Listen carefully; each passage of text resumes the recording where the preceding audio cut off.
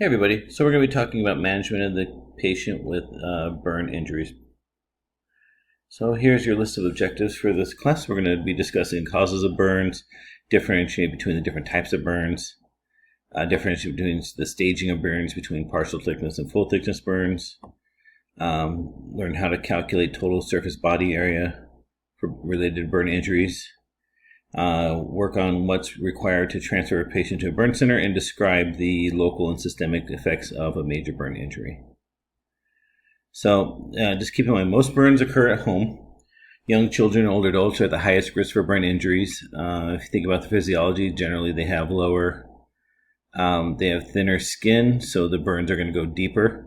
And they're just generally, they have weaker immune systems generally and weaker, metabolism, so they're harder to recover from them.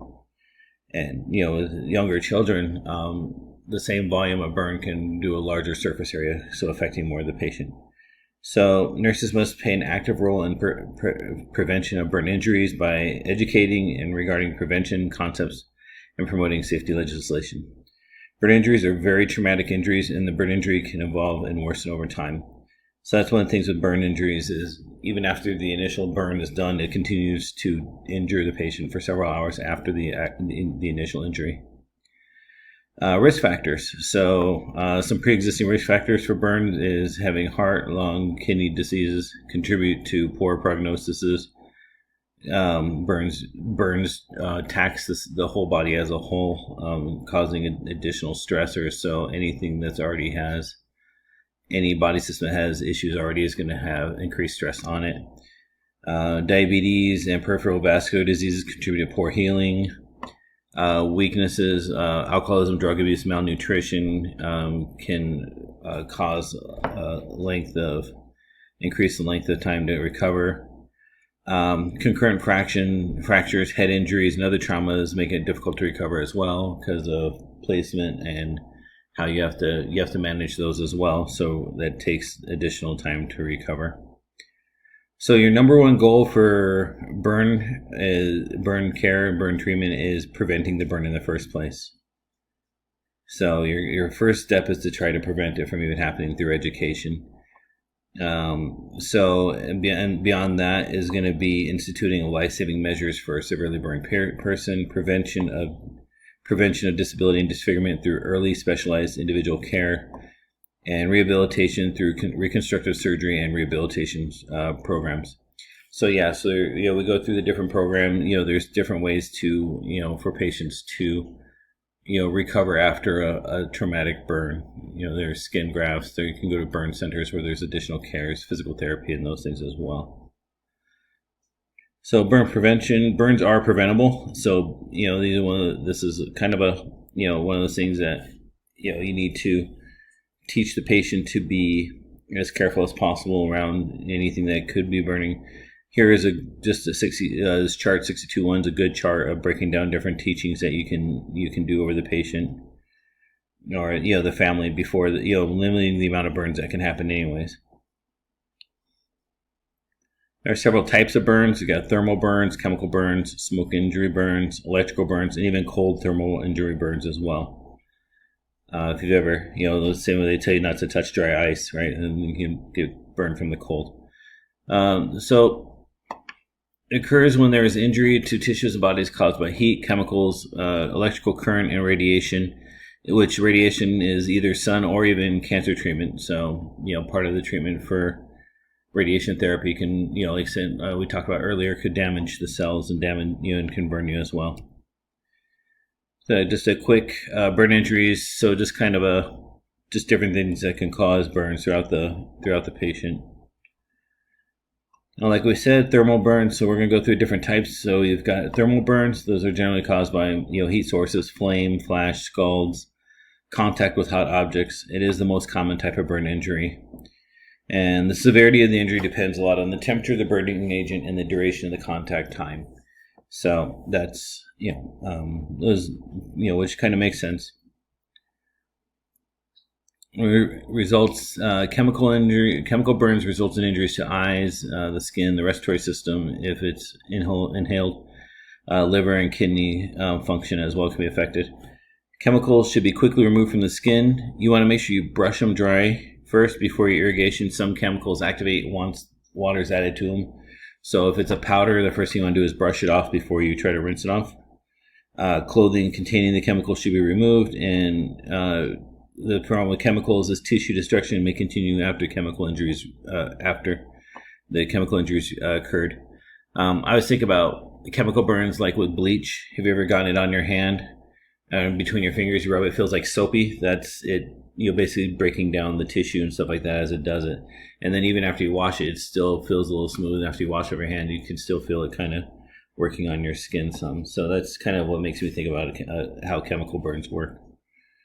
Smoke inhalation injuries result from inhalation of hot air or noxious chemicals. Causes damage to the respiratory tract. So redness and edema can occur. It is a major predictor of mortality in burn victims. Thing with airway damage is it needs to be treated quickly, and you need to rapid initial and ongoing assessments are critical. So frequent these when you have someone in that has smoke inhalation injuries, you're going to be assessing for airway compromise and airway edema. So you're going to have them on. You're going to be looking for any sort of shortness of breath. You're going to be looking for, any sort of CO2 retention. Any of those things you're going to be watching for. O2 saturation decreasing. Those are all things you're going to be watching for. And so these items can develop over the first 12 to 48 hours. So it's definitely something you're going to be watching for as soon as possible. So smoke inhalation injuries is the upper airway above the glottis. This is going to be injury to the mouth, oropharynx, and larynx. Burns are manifest by redness, blistering, edema. They're generally thermally produced by hot air, steam, or smoke. So being careful, swelling may be massive and onset is rapid. So head and neck burns, eschar edema can compromise breathing, right? So if you think about if you have breathing or, if you have swelling around your, if you burn your throat and you have swelling, that could then, compress your airway. So, keeping in mind those kind of things, and then your nares and stuff like that. If those are to close off, you lose that path as well. So lower airway is going to be reliable clues to this injury is presence of facial burns. Singed nasal hair, right? Because if you're breathing singed nasal hair, you possibly are inhaling it down into your lungs. Hoarseness, painful to swallow. Darkened oral or nasal membranes. Carbonaceous sputum. That's a cardinal sign of it. So that's something you're going to typically see. So if they cough up something, if they have a coughing fit or cough up something, and there's little black specks in the sputum, that is a sign of inhalation injury to lower airway. History of being burned in an enclosed space, so in a closet where all that air is trapped around you, or even in a room, just all that smoke is able to get into you more. Clothing burns around the neck and the chest, so the burns are right up, anything that's right around in your head and face when you could be a sign. So it causes injury to the trachea, the bronchioles, and the alveoli. Injury is related to length of exposure in the smoke or toxic fumes. Inflammatory response is triggered, causing hypersecretion and severe mucosal edema. So, going through your inflammation response, your body produces more. It becomes more open to allowing fluids to transfer to the area.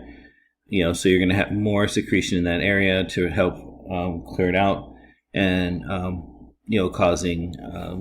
And then also swelling and inflammation that way can cause edema, and you're going to be looking, possible wheezing. Depending where the burns are, you could lose. You can lose vision. You can lose a lot of things. Your eyesight. Because your swelling can happen so bad. Noxious gases that contribute to lower airway injuries are carbon monoxide and hydrogen cyanide. Carbon monoxide is a major factor in facilities at the scene of the fire. It is more. It bonds to hemoglobin better than oxygen, so it takes the space of oxygen. So if you inhale a lot of CO2, you're not gonna be oxygenating properly. So so that's you basically are unable to properly oxygenate. Treatment is administered by 100% oxygen to displace the carbon monoxide molecules bound to hemoglobin. So you're going to be putting them on 100% oxygen if you've got that concern of carbon monoxide. All right, so carbon monoxide and hydrogen cyanide poisoning can occur without burn injury to skin. Carbon monoxide produced by incomplete combustion of burning materials. So may not be a lot of burns, but if there's smoke inhalation, those are definitely things that those are things you're going to watch for. Next type of burns is your electrical burns. You're going to want to check out chart 62.3. These are devastating and complex burns. The severity of the injury depends on the amount of voltage, the tissue resistance, current pathways, and the surface area in contact with the current, and the duration of flow. So, you think about how high and how long it's been there. And then what's going to be it damages depends on the pathway the voltage travels through. So current that passes through vital organs will produce more life-threatening problems than passes through other tissue. That makes sense if the electrical burn, if the electricity travels through and goes to your heart, you're going to have more of a concern than if it travels through in just the outer portion of your skin, right?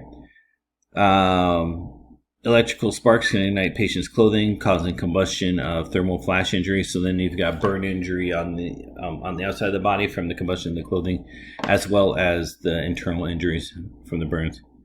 So resistance to electric current varies by tissue densities. Most resistant is your fat and bone. Least resistant is your nerves and blood vessels, so that's generally the path that it's going to take. So this is just kind of showing how the current will flow through the body. It flows all available paths. The greater flow of electrical current will flow through the path of least resistance. So if you think about this too, when you think about, remember we talked way back with our cardiac lecture one with the rhythm interpretation, where you put your electrode leads, right? You don't put them on bony prominences and muscle, because that doesn't transfer signal as well. It's kind of the same principle with the burns. It's going to travel on the site that are less resistance. The problem with burns is you don't see all the injury. It's hard to determine. Most damage happens under the skin, so they call it the iceberg effect, right? So you've got just a little bit of the iceberg up here, but most of the damage is down below. So deep tissue injuries may not be visible in initial clinical presentation. Most circumstances should be assumed on presentation that a timely intervention may need to be initiated. So if someone comes with electrical burning, you almost assume they're going to need additional care. Resuscitation fluid calculations based on total body surface areas are inaccurate and conductive electrical charges, including some lightning injuries. So it's difficult to quantify the extent of tissue injury without surgical exploration because the damage may not be visible, right? So we kind of talked about that earlier. And we're going to talk about fluid resuscitation shortly on how you calculate that and how you figure that, what you need to do with that. Obviously, patients are at risk for dysrhythmias or cardiac arrest. Electrical shock can be immediate, can cause immediate heart standstill or VFib. Myoglobinuria is common with muscle damage. Myoglobin from injured muscle travels to the kidneys and blocks renal tubules. That's going to so that can cause acute tubular necrosis and possible kidney injuries until the urine is no longer red. So IV administration of titrated higher target of urine output per hour as usual may be indicated. So when your myoglobin is present in your urine, or your hemoglobin, your blood cells are ruptured, you're going to see red in your urine. And so you're going to have to make sure the patient's hydrated enough to you're no longer seeing that red in the urine to ensure proper kidney perfusion. Electric current can cause muscle spasms strong enough to fracture bones. So you want to make sure you're also suspecting long bone or spinal fractures related to falling as a result from electrical current. So you want to consider all patients with electrical burns at risk for cervical spine injuries. Remember, severity is depend upon age. The depth of the burn determines on spontaneous So depth of the burn kind of depends on whether, depends on how much skin is damaged, depends on how much, if it'll be able to grow back or not. A lot of times it's difficult to determine. It takes time for the wounds to kind of show how they're going to do it. And everyone, we talk about all the time, everyone kind of recovers a little differently. So how everyone reacts to this, can vary slightly between person and person. It varies severity, surface area of the body burn, inhalation injuries, presence of other injuries, and location of the burn injury. So now we're going to be discussing classification of the burns. The American Burn Association advocates for categorizing burns according to depth of skin tissue destruction, going partial thickness through full thickness. You're going to want to check out table 62.1 for characteristics of burns according to depth. It's pretty thorough. It looks really good. It goes through it really well. First degrees are considered your superficial. This way, just so you kind of have them both on there, so you can kind of make that translation over. So these are going to be superficial injuries that involve outermost layer of skin, painful sunburns, or superficial scalds. Second degree burns are going to involve the entire epidermis, varying portions of the dermis with blisters. You've got a lot of nerve endings in your skin in your hands, so that's why these superficial and partial thickness are you notice they're both very painful, because you have a lot of pain receptors in those areas. Third degree burns are going to be full thickness. That's the total destruction of the epidermis, dermis, and underlying tissue. You're going to have lack of sensation in those areas because you've burnt out, but the nerves have been burnt in that area, so you're not going to get the same sensation there. The severity of the pain can be deceiving to patients because they have no pain in the injury area. All right, fourth degree burns are full thickness that includes fat, fascia, muscle, and or bone. So you're going to have deep tissue necrosis and extends into deep tissue, muscle, or bone.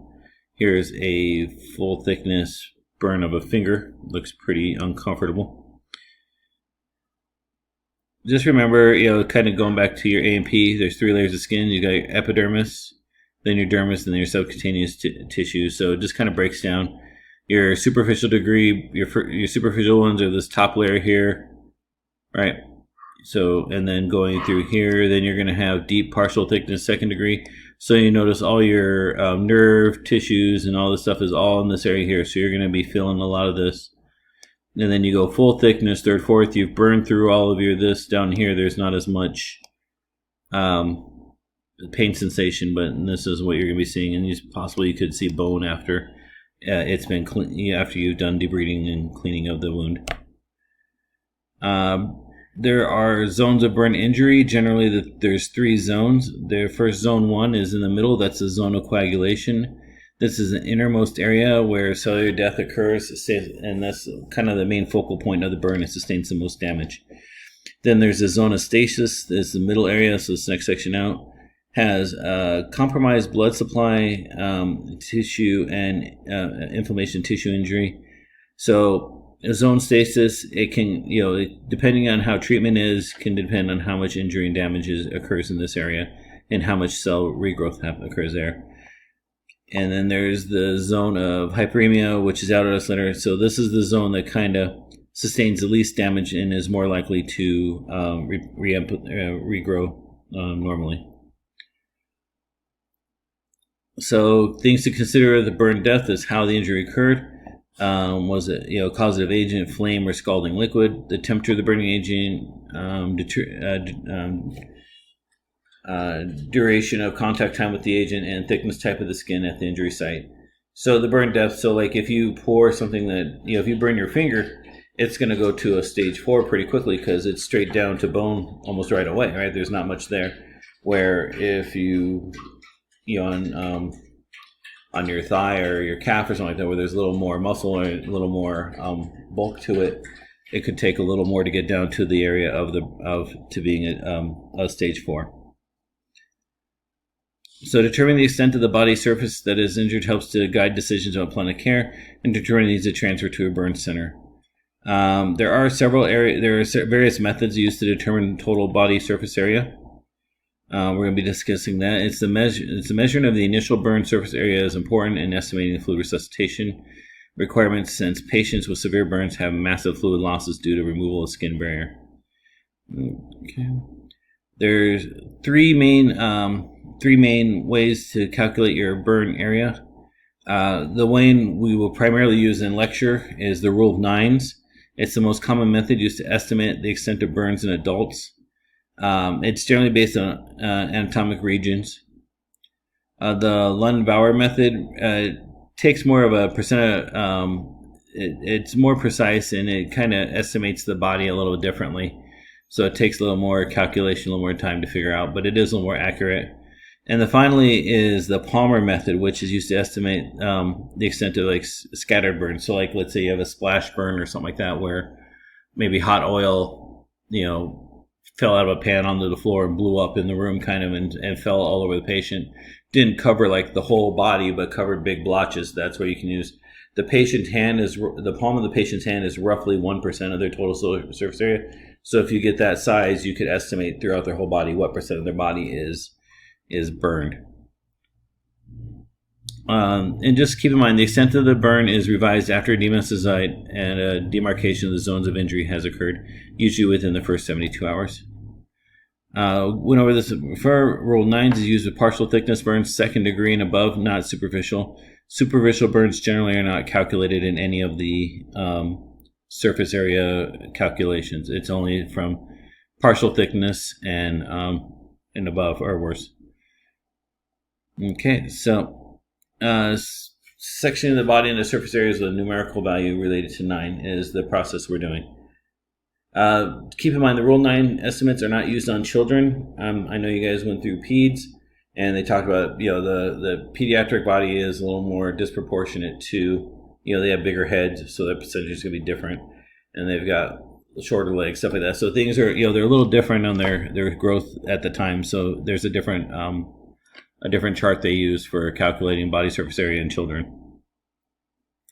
As far as the Rule 9s go, the body is divided into 9% or 18% sections. The sections are divided as follows. The head and the neck, so that's the whole thing, head and neck, is 9% of the total body surface area. Each arm is 9%. Each leg is 18%. And then you've got the anterior trunk, which is the front of the body. That includes your chest and your abdomen is 18%. And then your posterior trunk is going to be the back of your body, which is your upper back and lower back, is going to be 18% as well. This is just kind of clarifying again. Anterior chest, anterior abdomen is going to be 18%, and posterior upper back, posterior lower back is going to be 18% as well. So just kind of keep it in mind when it's all coming together. Here's kind of a Rule 9, just another breakdown of the chart. Notice this is showing your anterior and posterior. So you can break down if you know the like, for example, the head is 9%. If they only burn the front half of their head, then it's only going to be 4.5%, right? The only way you get 9% for the head is if they dip their head in the fire and burnt it all the way around. Arms, for example, you've got the Rule 9, so each arm is 9%.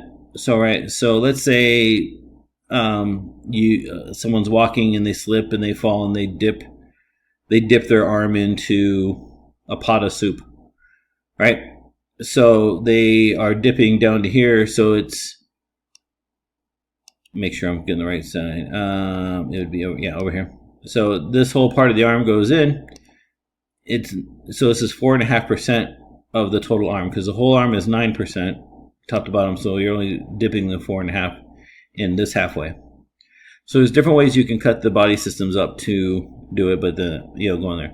Now remember, the legs are 9. They're 9 anterior, 9. They're 18% each, so 9 anterior, 9 and posterior as well. And then your groin is 1%. Just another way to look at it. Like I said, remember, let's say if someone dipped their arm into something and they burn their hand to their elbow. If their whole arm is 9%, then this whole section here is only 4.5%, right?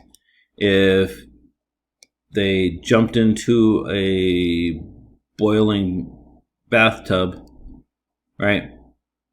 So then it'd just be the lower half of the legs. It'd be 9% of this leg and 9% of this leg, so it'd be 18% between the two legs. Just hoping this kind of helps make some idea of how this works. Next, we're going to discuss burn centers. Burn centers are hospitals-based facilities that are specifically equipped with the resources and personnel to treat patients with burns. And generally, they treat the patient from the time of injury all the way through rehabilitation. And so going through here is the criteria. It's chart 62.2. This would be a good chart to make it a point to review and be aware of. Important things like any patients with third-degree burns, go to the burn center. Burns involving the face, hands, feet, genitalia, perineum, or major joints, you're going to go to the burn center. Inhalation injury, burn injuries, a patient with pre-existing medical disorders, right? So any patients with burn traumas, children with burn injuries in facilities that do not specialize in pediatric care, right? So there's just a lot of criteria. So be sure you're aware of those criteria. Pathophysiology of burns are caused by, like we said, chemical or heat transfer from one side to the other. Thermal, which includes electrical. Skin, mucosal, and upper airways are most common site, and then radiation. Burns that are more than 30% of the body surface area may produce local and systemic response that are considered major burns. Systemic response includes release of cytokines and other mediators into systemic circulation. Fluid shifts and shock result in tissue hypoperfusion and organ hypofunction. Local systemic effects are characterized by burn wound edema, generalized edema formation in the non-injured tissue, increased metabolic rate, and hydrodynamic circulation. With the burn injuries, your body goes into, like I said, a hypermetabolic state. You're going to have increased oxygen and glucose consumption. You're going to be, it's going to be breaking down metabolism of muscle and bone. Your skin is also one of your major protection for infection. So you're going to have immune dysfunction, impaired oxygen perfusion, as your body goes through this. If your body, if your body starts having a lot of swelling, general edema, you're going hypotensive, you have low blood volume, you got low volume. What does your body do? It starts to vasoconstrict, your veins start vasoconstricting, so you're going to have impaired oxygen perfusion because it's not going to be getting out to where it needs to get to. Severe injuries ultimately cause changes in pathophysiology of all body systems. Initially, all the systems responses are compensatory and adaptive responses, but later, like a lot of things, as these responses later become counterproductive in the effects that impact recovery. So, some of the concerns your body does to protect itself also in the long run, as it compounds with the other thing, can actually cause injury. Responses are seen in traumas, but the magnitude, duration, severity are significantly higher with burn injuries.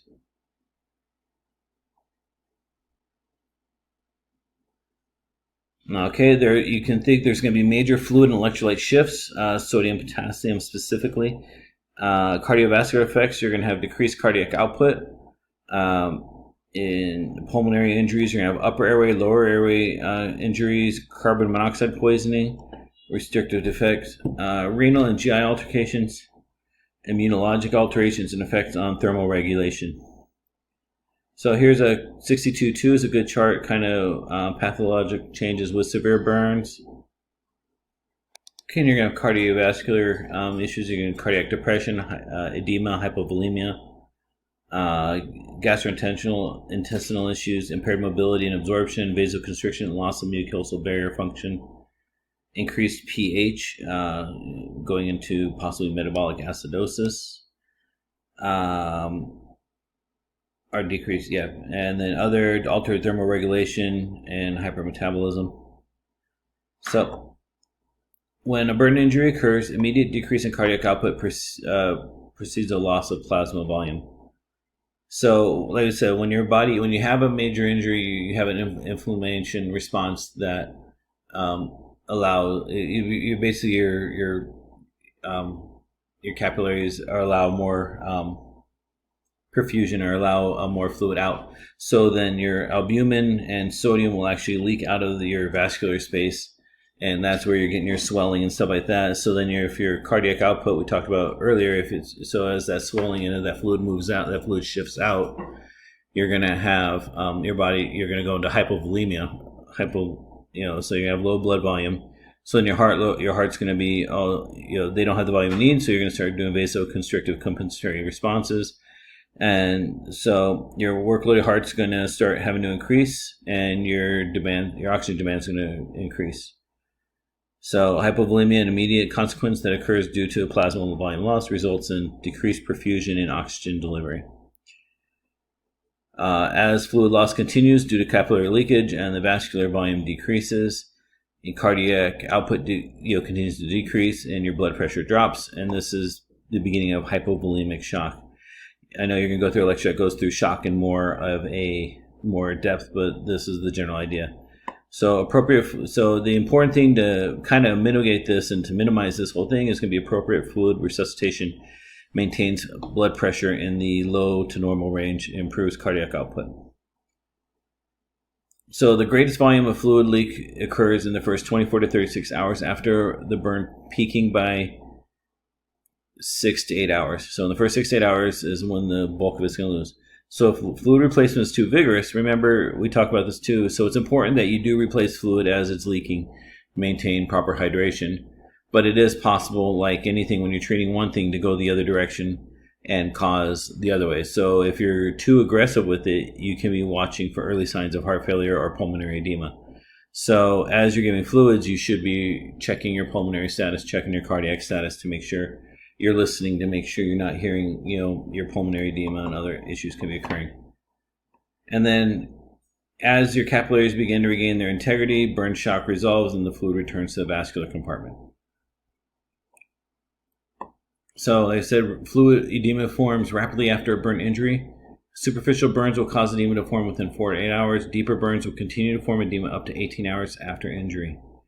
So, burn injuries greater than 30%. You're going to have inflammatory mediators stimulate local and systemic reactions. You're going to have a shift of intravascular fluids, electrolytes, and proteins into the surrounding interstitium. We talked about that, like your vascular beds become as your vascular beds become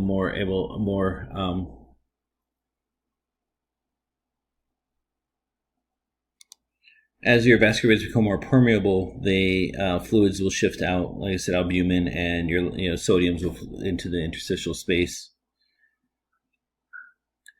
Some treatments for the edema is going to be general things first, right? Remove elevation of the extremity, right? Other things you're going to remove of eschar, that's the burned tissue, devitalized tissue, or via escharotomy or surgical incision through the eschar.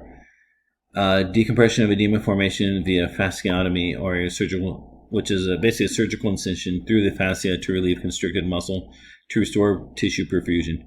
So if you think about that, what's happening is as a burn, depending where it happens, if let's say it happens around your chest, right? You take I don't even know, you somehow your chest catches on fire and you get burns along your chest line, stuff like that, in your abdomen. What's going to happen is as that swelling occurs, your skin gets really dry, gets really rough and rigid, and your swelling has, so then you start being unable to breathe. You start getting constriction from all the swelling and stuff in there. So what they have to do is called a fasciotomy, which basically are incisions through the fascia to relieve the muscle.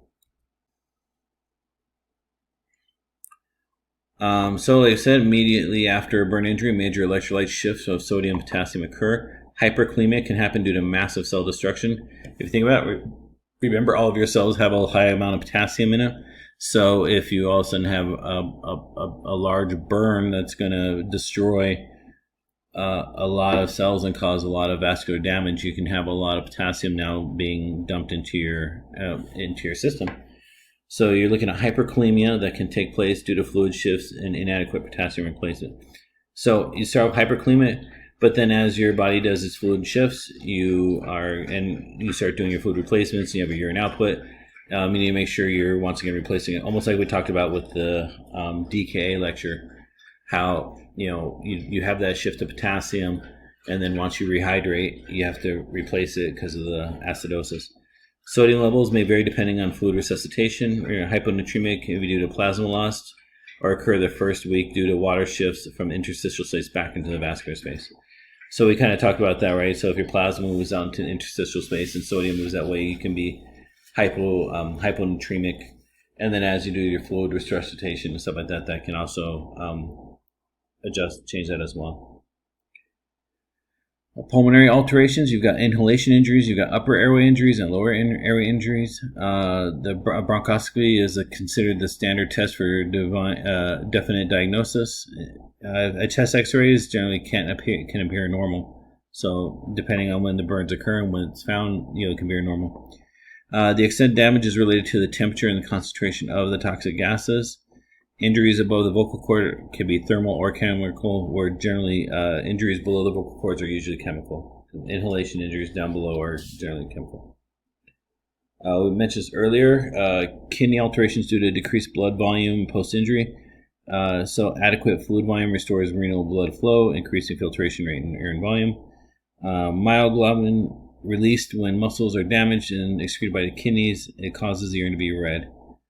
And also, destruction of red blood cells causes hemoglobin in the urine. So this is just an example of urine samples with hemoglobin, myoglobin's red. So you got to flush that out. And I know in your renal thing, if your kidneys don't have adequate perfusion, you're going to have you can result in kidney failure, kidney injuries, and so if you have these thick myoglobin and stuff there and it's not getting adequate perfusion, you can cause additional kidney injuries. So like I said, acute tubular necrosis and acute kidney injuries. Increased abdominal pressure from the injury can also cause ischemia.